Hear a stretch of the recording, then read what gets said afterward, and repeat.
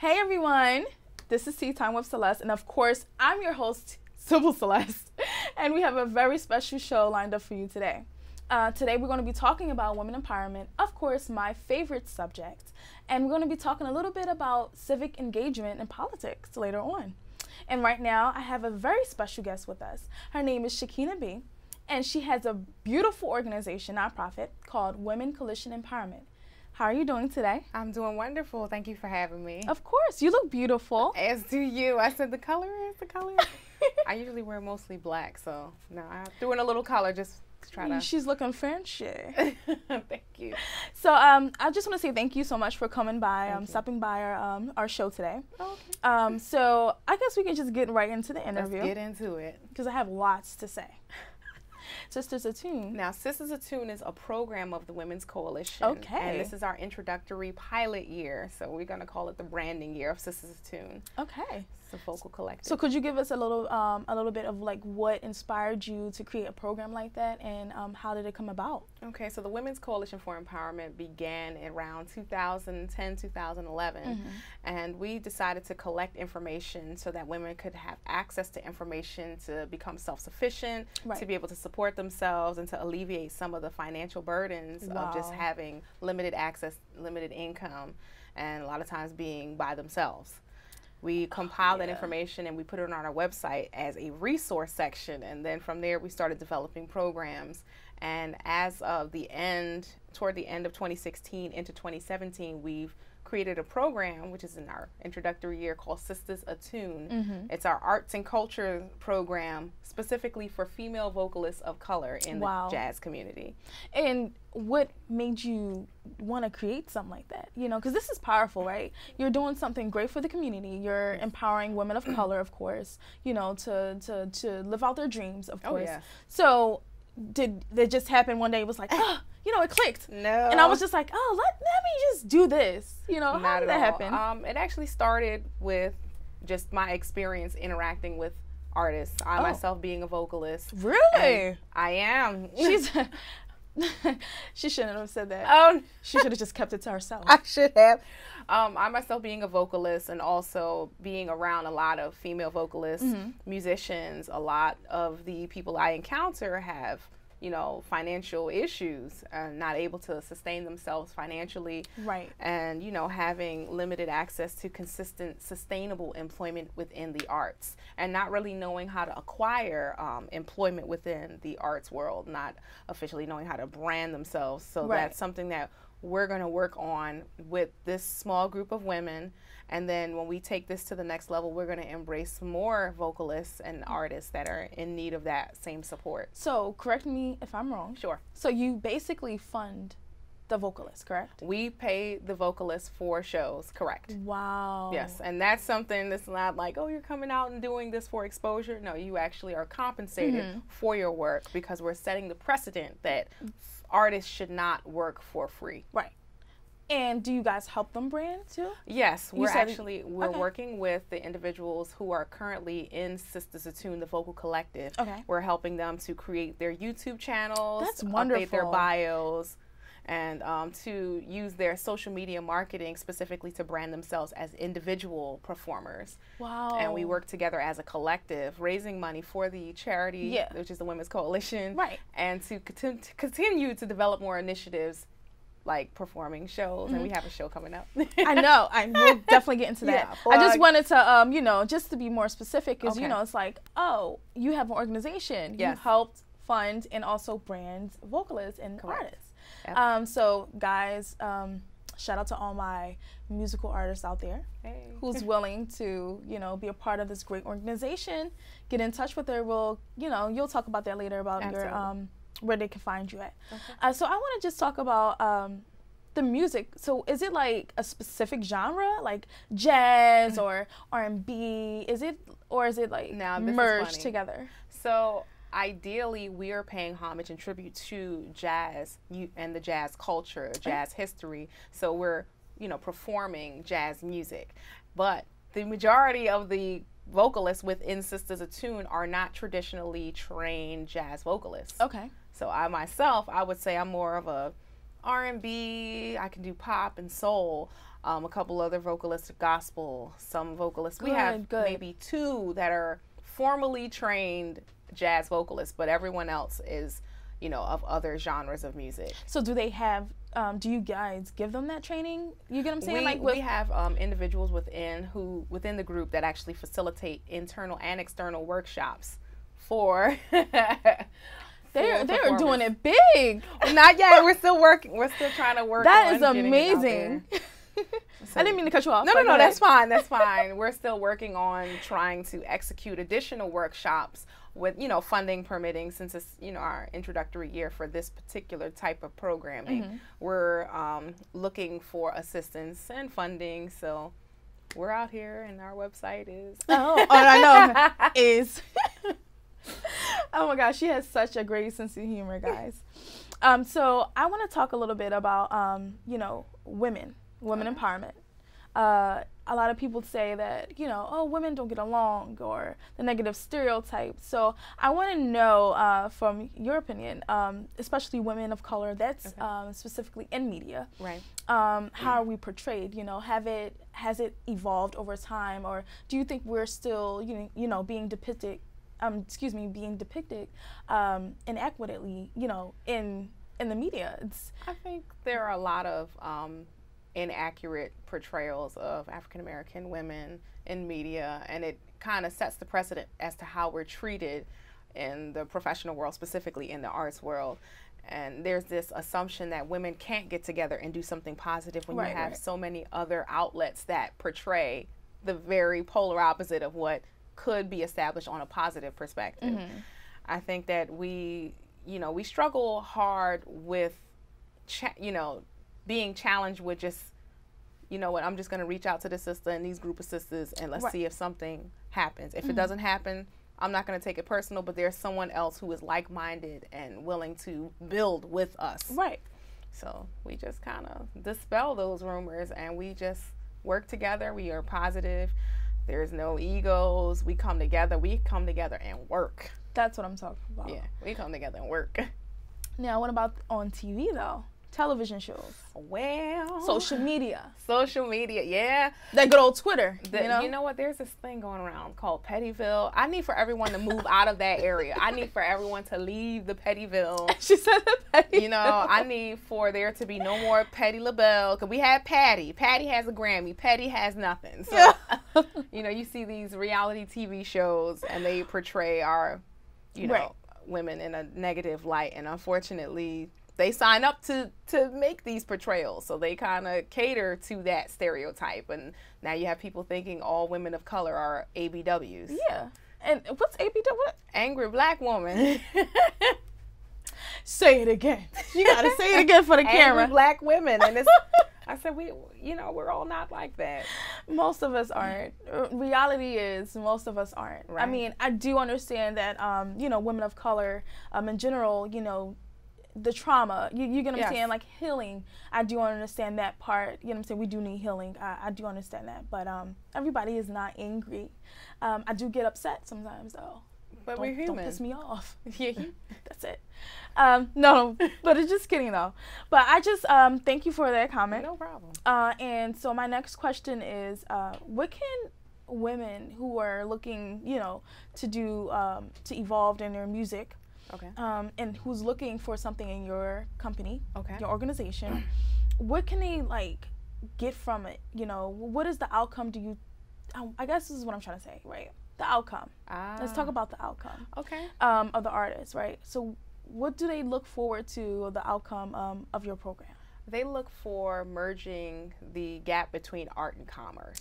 You have a lot of talented people, and talent is a great portion of the business, but if you don't understand how to have an entrepreneurial mindset with your art and your craft, then you will not be successful. Right. You cannot be a one-trick pony. You have to think about your own brand as a business, you yourself as a business. So if you don't have certain basic things as a YouTube channel, a Facebook, you know, you should probably have, you know, a newsletter as to where you're performing. You should be constantly doing something, staying in the minds and in the eyes of people, so that way they can see, oh wow, you know what, I'm gonna check these guys out, and I'm gonna, you know, keep your your promotions readily available at the click of a finger.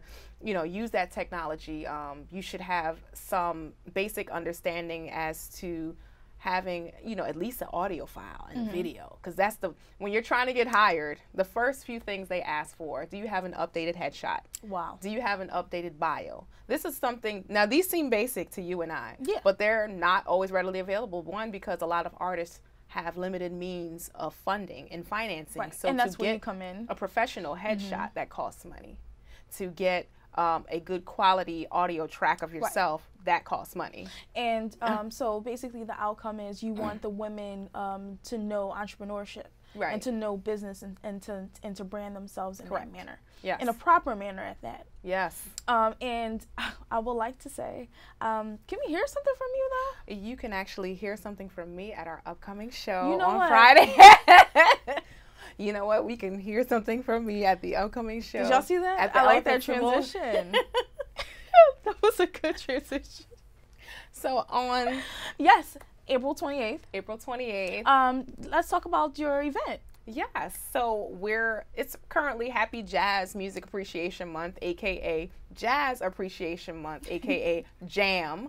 We're honoring Ella Fitzgerald because she is one of the legendary icons within the jazz community. And as a matter of fact, her charitable foundation, you know, gave the initial seed money to start and fund Jazz Appreciation Month. Really? So April is I like didn't even huge. know that. And April is her birthday's tomorrow. Her birthday is April 25th. Oh my. And we are doing our show in honor of her. And it's like a tribute to It's her. a tribute to That's her wonderful. for her 100th centennial birthday. 100th what? 100th birthday. Yes, she's no longer with us, but we still want to honor her legacy. Over 2,000 songs. That is amazing. So are the women who's going to perform it, are they going to be performing over 2,000 songs? No, we wouldn't have that time. That'd be a marathon show. Oh my gosh. What we're going to do is take some of the best hits from Ella Fitzgerald's songbook, and we're going to perform them in our own way, in our own style, at Venice Island. Doors open at 7:30, and the show is from 8 p.m. to 10 p.m., 7 Locke Street, and in Philadelphia. And just so we know, a lot of people are unaware that Venice Island is actually not an island off the coast of the Schuylkill River. It's actually in Manioc, so like... It does get confusing. Yeah. You know, Venice Island, isn't that like in Venice California? Beach. I think they're thinking of Venice Beach. Exactly. But I mean, it's pretty cool because it's like Venice Island. Well, what's that? You know, that's a very, you know, that's a Philadelphia performing recreation center. It's been around for maybe, this is, I think, its second or going into the third year of its existence. So it's a state-of-the-art 250-seat facility with a great sound system. It's really great, and it has a whole parking lot, so parking is not going to be a problem. And how many people are you expecting? We would hope to, you know, have every seat filled if possible. Okay. So we really would love for your support, for you to come out. The proceeds from our ticket sales go to charity, you know, the Women's Coalition for Empowerment. And, you know, we're just really excited. I know, and I'm excited for you. And so what do you look forward to, you know, for the event, April 28th? Well, I look forward to having 4 headliners from the collective, Sisters of Tune. Can I name them? Of course you can. So we have Ella Gaunt, which rhymes with DuPont. And she's a local jazz vocal legend. She just had a show honoring Ella Fitzgerald last week at the Clef Club. Oh my gosh. And it was like Ella sings Ella. So Ella Gaunt is one of our headliners. And then we have Bethlehem, the vocussionist, Robertson. She is a female vocal percussionist, vocalist, and percussionist, and she's the vocussionist. So she uses her entire body as an instrument. Oh my. Along with her tarima, which is a raised platform, and it actually balances out sound. Wow. So that's what she does. So she's like a human instrument. Yeah, pretty much. Yep. She's like so she won't use a physical instrument. It's just her body and her voice. Yes. That is amazing. And we have Alexis Simmons, aka Alexa Gold, and we have I love her music, I really do. She has a lot of house music and world music, so it'd be great to hear her vocal style singing Ella Fitzgerald. Right, a jazz type of feel. Yes, and then we have, oh my girl, Shekhinah Sanders. Oh, wow. Powerhouse vocalist. I mean, she does world music. She does gospel. She does R&B, soul, pop, rock. That girl sings every genre. I said, it's not very often I meet someone that can execute vocal ability in every genre with proficiency. And she just has a feel for the music, so it's going to be great. And then you have the remaining members of the Sisters Attune Collective, myself, Shekhinah B, Batia Barnes, and Sauda Al Akbar will be in the finale. And our hosts. So you'll be performing something I need to see. I may do a tune. I feel like you're being modest. I am not. Guys, I just feel this vibe like she's going to kill it, right? And I just feel like she's being so modest on the show today. But okay, I'll pass it by. I hope to see you there. I know. I'm checking my schedule. Okay. I'm telling you. So it sounds like a great event. I'm looking forward to coming as well. Likewise. So I want to know something as well. Your organization talks about self-identity, right? And I just want to know, I know there's a lot of women out here that struggle with that. Absolutely. You know, with hair extensions, you know, body image, and just even in general, just the patriarchal system as well. Right. You know, like things that try to keep women down and put us into this box. Well. Right. And I want to know your thoughts on, what it is to be a woman and knowing yourself, right? Having that self-identity. What can you give us, some type of advice or any suggestions that would be good to, fuel a woman's self-identity or, self-esteem?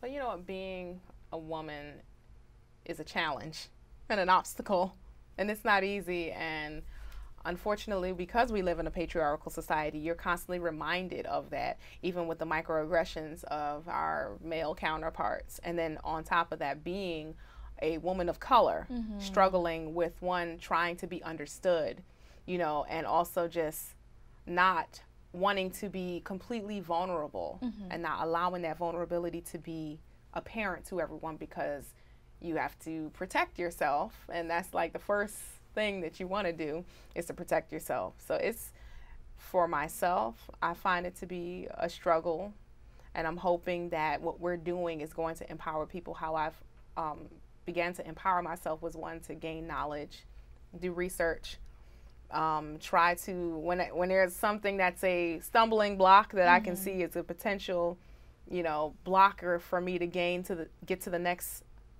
opportunity, I said, okay, well, I need to find 3 ways to get around this, and I'll do some research and I'll figure it out. Just,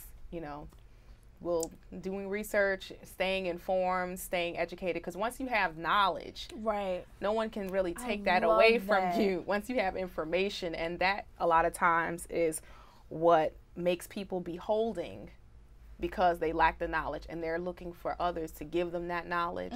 So I'm a firm believer of, do your research, do your, gain information, continue to believe in it. You're going to get 1,000 no's, but there's going to be a yes, and it's going to be worth it. I love Just work at it. It is so inspiring. Thank you. And I know Sisters Attune is one of your programs. Do you have any other programs, like a mentorship program, or I guess there's so many things wrapped up in it. The Women's Coalition, we have, we give donations. We have this thing called Share Talk, where we get together and we try to sit down and share every resource that's out there. Once there was a time that we got together during Share Talk, and we're like, okay, who has what information about low-income subsidized housing? And somebody said, oh, there's Section 8 and there's, this apartment. And I said, no, I have an entire site dedicated. There's an entire site out there dedicated to low-income subsidized homes, which is a struggle, especially for artists, low-income to severely low-income artists looking for sustainable, a roof over their head, a residence. You don't want to, because some of them are homeless, or struggling, couch surfing, or college students trying to live out their dream as well. Yes, and you know, I went to Temple University yeah. before they had all of these, before they had all this extra housing. And when I came into Temple, I was a transfer from CCP. And when I got there, they were like, you're a upper level student, you're a junior, so we don't have any housing for you. So you're going to have to get off-campus housing. Mind you, I am not from Philly, so I had to figure it out. And a lot of my journey, I attribute the good portion of the information that is on the Women's Coalition's website, including that, you know, subsidized housing website. If you go to our website, I love that. I just love it. If you go to our website, www.thewce.org, THEWCE.org, and you go to our resource section, it is broken down by employment, entrepreneurship, housing, funding, artist information. So just check that out. I've used a lot of those same systems to help myself, so I can be the testament. I'm the testament of it's very useful, it works, it's helpful. And the way I'm getting this feel is, right, that you, and I love this, everything that you've went through, you know, during your college years or you experience, you put all that energy and all that time into your organization. That is amazing. How many years did it take for you to build this up? Well, we're still building. Yeah, but I mean, you've come a long way, though. It's been about 6 years. Wow. 5 to 6 years now that we've been working on the organization, and we've gone through our ups and our downs. Being a new nonprofit, most other nonprofit organizations tell you not to start an organization, just join another group, and I've done that several times, but the issues that I myself wanted to see addressed were not being directly addressed. They were these large programs, and it wasn't like personalized service to each individual. So they have, you know, federal funding, and the federal funding has its criteria and guidelines. And those guidelines often miss the important functions of just every individual isn't going to fit in this criteria. Yeah, and I do want to say something. A lot of people that I've interviewed before that had nonprofits, nonprofits, they did touch on it a little bit about, you know, funders, you know, like federal, they want to have control over, you know, the money and what they want to distribute to organizations. Which sucks, because then you're limiting, like you said, you know, like you're missing a very great population of people that need help, and they're numbers driven. So if you're a numbers driven, the quality of service is going to be diminished at some point. And you can say, oh, we service this many people. Okay, well, now next year you're going to be servicing the same people with the same issue. And it's unfortunate that people, the help that's really necessary for them to come out of the situation, the funders are so out of touch with that population. So you have people who are not even capable of identifying with the group of people they say they want to serve.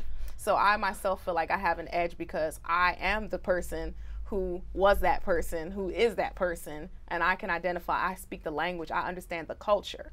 So they lack cultural competence. They lack cultural competence with the people they want to serve, but they have all of this funding. I'm like, give it to me. I'll allocate it properly. I know how to allocate it properly. It's like with SNAP.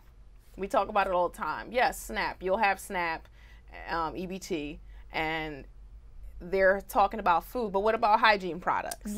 What about, you know, clothes? What about, you know, other perishables that's necessary? But they don't consider that fact. They're like, okay, well, you know, and when you really break down the amounts that women and families are given for this assistance, you're not really empowering them. You know, and we have culturalized supplemental life as it is a factor of life. Like, this is normal. It's not normal. You've survived off of it, you know, much like the slaves survived off of the scraps. And now the scraps have now entered into our culture as, you know, eating chitlins as part of our culture. But that's just something that we have adapted as culture. But it was just a tool to stay alive. The system is set up to supplement a life. But not to really wrap around services for empowerment. So it kind of fails when your expectations are, well, this person should be able to get up by the bootstraps. And where are these bootstrap people? They need the strap. I'm sorry, I'm done. No, it's fine. And you are the CEO. You are the founder. Yes. Like, you're the executive director. You're everything. So a lot of pressure is put on you. I'm just a concerned citizen trying to make a way for myself and also try to help people like myself who need the assistance, who need the support. And I guess I want to know, like, so how do you, you know, go about your day? And I mean, do you work another job, or is this is all you? Like, this is what you wake up and every day? This is when I wake up, I eat, sleep, breathe, live it, love it. And it's hard. It's very difficult. And so I guess my question is, so when you're doing that and you have that touch on everything, like you said before, you touch on the PR work, right? You gotta write, you know, like proposals and grants and stuff like that. Write up for grants because you need money. Yeah. So tell us about that process and how, you know, some. I'm just in general. Well, I can tell you, for people that have a nonprofit out there that wants to know, you know, the help or any advice, or, you know what I'm saying, just to give them a little. My advice would be. One, the IRS website has been very useful for me, a very useful tool. I read Nonprofit for Dummies, even though I don't like that name. I like that. I read that. I read Grants for Dummies. I also have gone to multiple workshops. I've been to trainings, intensive, like weekly trainings. Some were free, some were low cost, but I invested the time because I knew it was going to be a return once I began to invest in the organization. And then you have to learn you have to have a strong discipline in budgeting. You know, that's something that, you know, how can you allocate your funds to the best of your ability, and also having the correct paperwork. Wow. And I struggled with that because I wanted a mentor to coach me in that. And there are a lot of individuals in seats of power, but they themselves did not either start the organization, or they will not groom you. So they are, instead of just saying, you know, I really don't know how to do that. Right. They'll be like, okay, well, you can come in and intern for me and serve me coffee. Okay, well, serving me coffee, me serving you coffee is not going to help me to learn how to manage from an administrative standpoint, how to sustain an organization long term. So I attribute a lot of my, the basic successes of actually running the organization legally from the workshops, the IRS website. Their tax exemption department is great. They are very helpful. Read as many books as you can. YouTube is great. Go to grants.gov. They have free trainings. And that is wonderful. Free Library of Philadelphia. I mean. Now, did you go to school for this? I am currently in school now, but prior to that, everything was self-taught. So I'm currently in a program where I'm learning how to do management. But even the management portion is really a theoretical base approach on what to expect working with other people and planning a program, but not necessarily the paperwork. Right. That's what everyone needs to know. And I'm glad that you touched on that, because that's, like you said, a huge part of, you know, building an organization and things like that. That's amazing. Legalities. Yes. I love how you said that, legalities. Yep. Do you have a lawyer too, by the way? I am the lawyer. No, I'm joking. I am the lawyer. She's a lawyer too. She's the executive director. She's the CEO. She's and she's the lawyer. I wish. Thank you so much for coming by. Where can they find you on your website? You know, absolutely. You can go to the Women's Coalition's website, www.TeaTimeWithSeleste.org. You can like us on Facebook under the Women's Coalition for Empowerment, Inc. You can follow us on Twitter, the WCE Inc. I'm on LinkedIn, Shekhinah B, the Women's Coalition for Empowerment. We're on YouTube. If you Google if you put in the search bar the Women's Coalition for Empowerment or Sisters Attune, we're everywhere. Please sign up on our newsletter and follow us. I love it. And this is a woman that's doing her thing. Congratulations to you and your business. Thank you. Congratulations to you. Thank you. Congratulations. Don't forget to talk about your event. Yes, I'm sorry. Okay, so April 28th, 2017 this year. Doors open at 7:30 at Venice Island. Concert is from 8 to 10. You can buy tickets, go to our website, or you can go to Eventbrite, Ella-Fitzstival, www.eventbrite.com. And Venice Island 7 Lock Street, that's in Manayunk, Philadelphia, Pennsylvania. All right. And, you know, if you want more information, we have a lot of upcoming events happening in Philly, too, so stay tuned. This is not the last show for the year. This is our kickoff show. And we definitely will be in touch. So, please, yes. You know, Tea Time with Celeste will be there around. Okay. Maybe taking, you know, some pictures. Yes. And other things. Okay. Awesome. Thank you so much for coming. Thank you. Thank you guys so much for watching. And no, we're not done, actually. Up next, we have a special guest from Millennials in Action. Great organization. I can't wait to talk to them about some civic engagement and politics. So stay tuned for that. And this is Tea Time with Celeste. I am your host, Celeste. Stay tuned.